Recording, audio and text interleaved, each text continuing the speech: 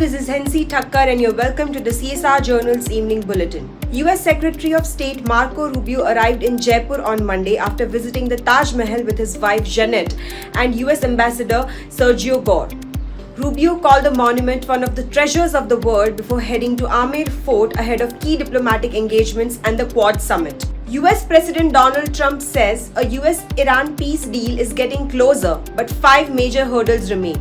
Key unresolved issues include Iran's nuclear program, sanctions relief, the Strait of Hormuz, regional conflicts, and missile capabilities. Tehran says talks are progressing but denies final concessions have been agreed. The Supreme Court has criticized the National Testing Agency over repeated exam leak controversies, saying the agency hasn't learned its lesson despite earlier directions.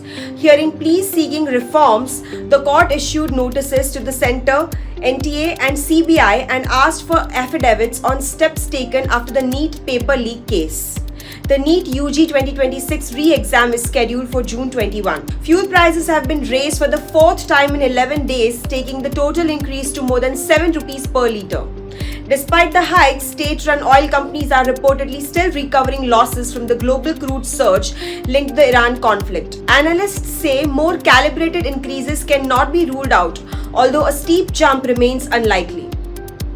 Indian markets rallied sharply on Monday as easing crude oil prices lifted investor sentiment. The BSE Sensex closed over 1,000 points higher, near 76,500, while Nifty 50 ended about 24,000 mark. The rally was driven by hopes of progress in US-Iran talks, a nearly 5% fall in oil prices, and strength in banking and large-cap stocks. The rupee strengthened 40 paise to 95.2 against the US dollars on Monday, extending gains after hopes of a possible US-Iran peace agreement improved global risk sentiment. Softer crude oil prices and optimism around trade discussions also supported the recovery, while Indian stock markets rallied with the Sensex and Nifty posting strong gains.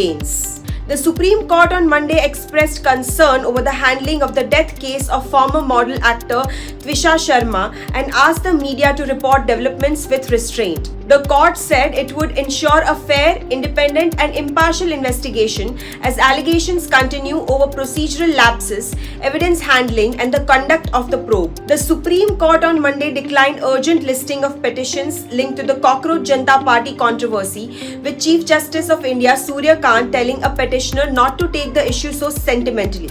The matter stems from social media reactions to the CJI's earlier oral remarks, which he later clarified were aimed at people with fake degrees, not unemployed youth. India has reportedly finalized a letter of request for the acquisition of 114 Dassault Rafale fighter jets under a government-to-government deal with France. Nearly 90 aircraft are expected to be manufactured in India with local partnership, while the rest would arrive fully built. The deal aims to strengthen the Indian Air Force as it addresses falling squadron strength and expands combat capability. US President Donald Trump made a surprise audio appearance during US Independence Day celebrations at the embassy in New Delhi. Praising PM Modi and calling him a friend, Trump said India could count on the US 100% and also lauded Secretary of State Marco Rubio as leaders highlighted growing momentum in India-US ties and trade cooperation. That's all for this episode of Evening Bulletin. Follow the CSR Journal for more such updates.